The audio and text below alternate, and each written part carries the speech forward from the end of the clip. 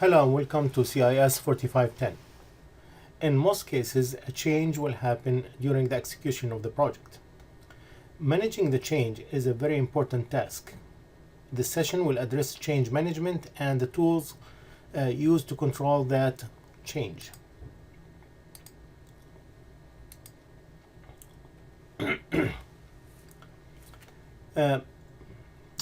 We can define resistance as a person's view of the current state that correlates directly to their resistance to change.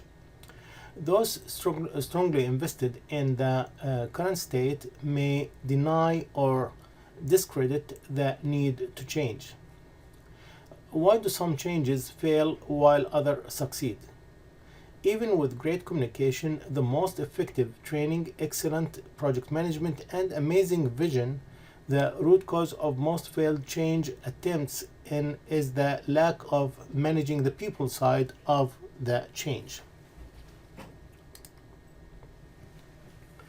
By separating a change out into how things are done today, the current state, how things will be done, the future state, and how to move from the current state to the future state, which is the transition state.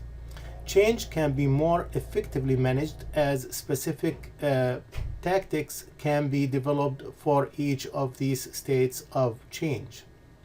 Individuals will transition from stage to stage at different rates, but the ultimate goal is for the people within the organization to reach the future phase. There are downsides to not managing the people side of change, such as people not being as productive, people being passively resistant, people being actively resistant, valuable staff members leaving the organization, people feeling disinterested in the current or future state, people arguing that change is not needed, an increase in the use of sick leave days, changes end with not being fully implemented. People will find work arounds to get the work done. People will revert to the way things were done before. The changes could be scrapped, or it will be like two teams, us, the changing team versus them. Situations are created between both teams where team is against the change and team with the change, and you don't want that to happen. An organization can have cutting-edge technology and or amazing processes, but if the people don't change, none of these things will lead to success. Change is not always easy. Models are being used to manage change and identify barriers in the change process.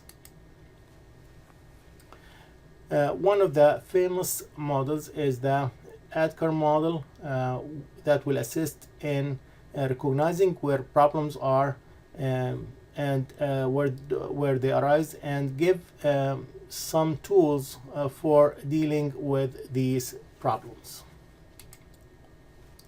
The ADCAR or ADCAR model is an individual change management tool describing how the project manager makes a successful change.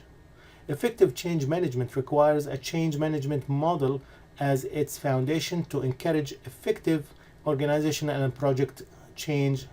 And the model, this model is referring to awareness, desire, knowledge, ability, and reinforcement. And we'll talk about each one of them separately. So for awareness is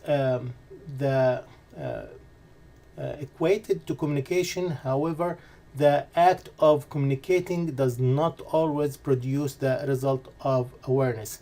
This is where you should start seeing what the change is, why the change is being made, and what the risk of not changing from the current state are.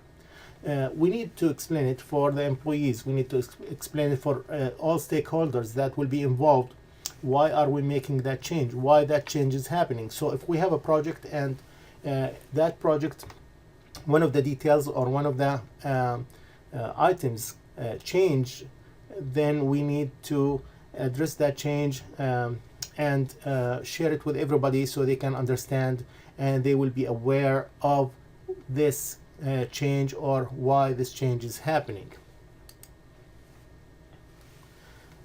Ultimately, desire is about the personal choice, which is often due to the uncertainty and lack of control during the change process that causes a person's motivation for the change to put them at odds with the change. This can create reactive management, firefighting, and damage control instead of introducing change and then identifying those who are resistance. The ultimate goal is not to drag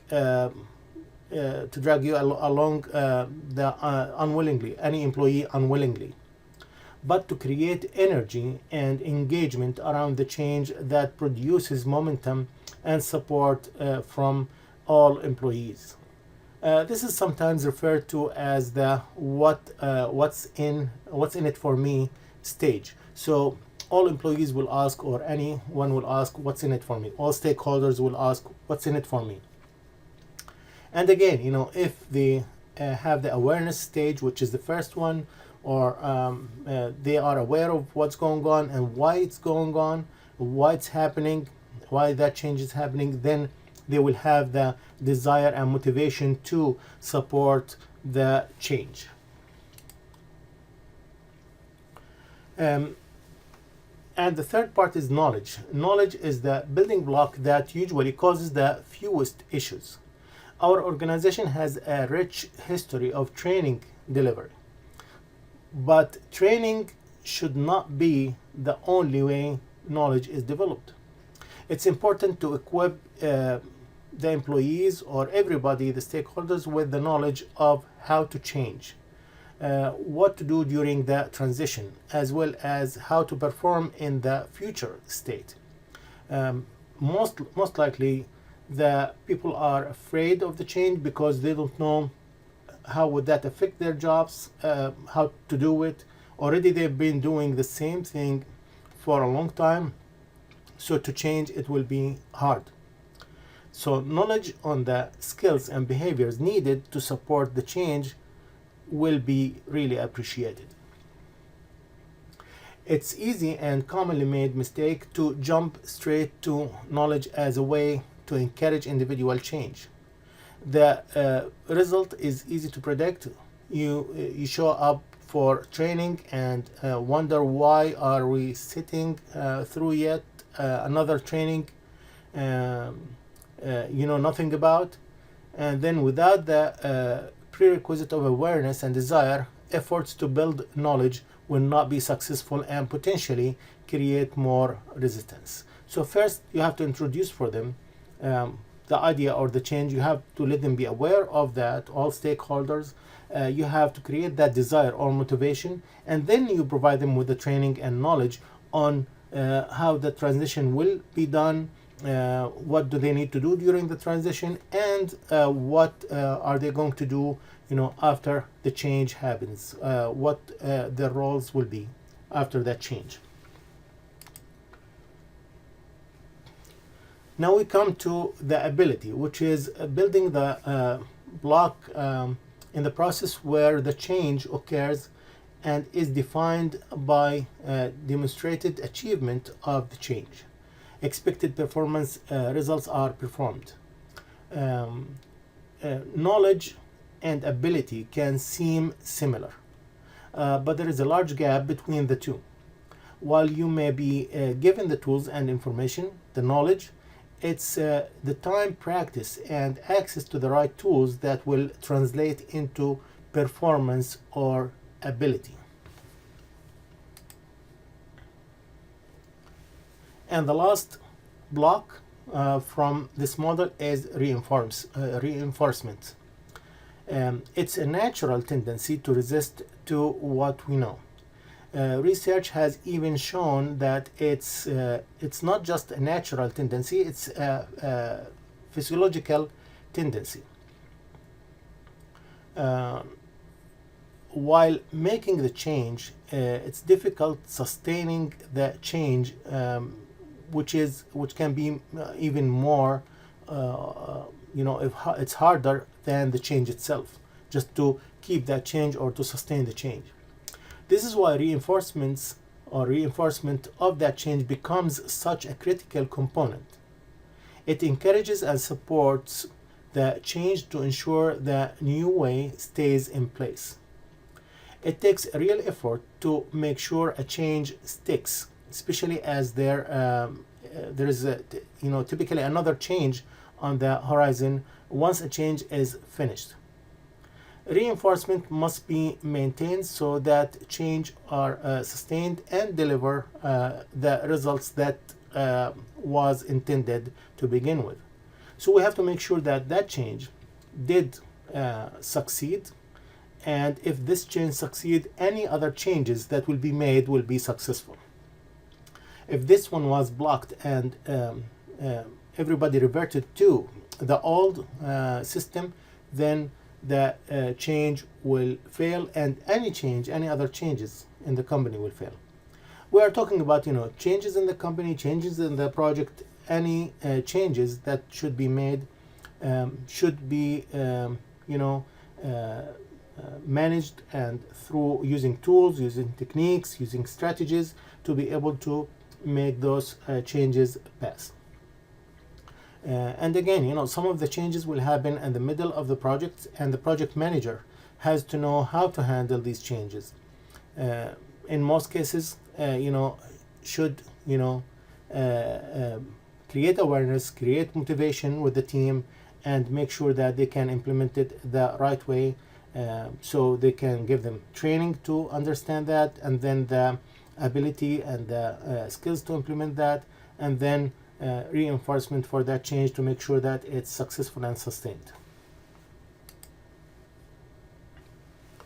To move out of the current state, an individual needs awareness of the need for change and desire to practice and support the change. Successfully moving through the transition state requires knowledge on how to change and the ability to implement the required skills and behaviors. In the future state, the ability is utilized and reinforcement is required to sustain the change. And that will connect the three stages from current to transition to future during the change. So we'll transition, and that will make it easier to in the transition from the current to the future state. So this model helps to illustrate what happens when one of the pieces is missing. So when we look at the missing blocks, if all the pieces are there, then we will have a successful change, as it says in the first line here. So all pieces are available, all the blocks available, then we have a change. Now, if awareness is missing, you will find yourself confused, and you may wander around the goal with no way to tell if you are doing the right steps. You don't know what's going on. You don't know why the change is happening. If the desire is missing, you may find yourself resisting the change, as the "what's in it for me" question has not been answered to your satisfaction. When the knowledge piece is missing, you may experience a lot of fear and anxiety about the change. When ability is missing, you will feel frustrated because you are being asked to do something but not given the skills or tools to accomplish that goal. And finally, when the reinforcement part is not done, you may want to go back to the old way of doing things because you have not seen that the change was beneficial or did the results that they were expecting.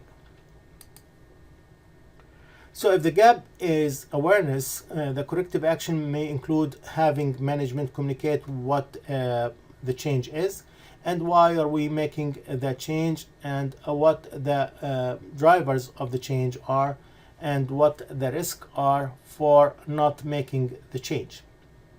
The most effective communication comes from your immediate supervisor, as they can have the discussion of how this will impact you directly. If the gap is desired, your team should look for pockets of resistance and identify the root cause and have a discussion about the resistance, so you can try to answer what's in it for me question for those who are resisting the change.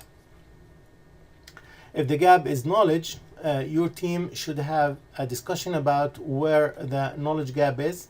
Is it lack of skills in handling change in general specific skills or general specific skills that's needed to make the change? Then seek the trainings or the workshops that you will need to address those gaps in knowledge. If the gap is in the ability, your team may want to look into ways to provide more time to practice the new skills needed, and also look for job aids that will support the skills you have already learned. You and your team may also need to set up coaching sessions and possibly troubleshoot where the problems you're having exist.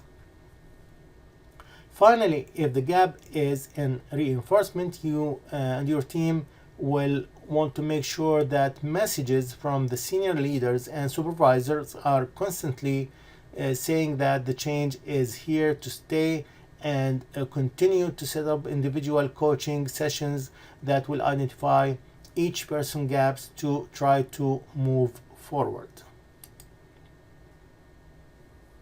So that will be all for this session. If you have any questions, you can email, you can call, Skype, or come in person during office hours to assist you with anything. Thank you and have a great day.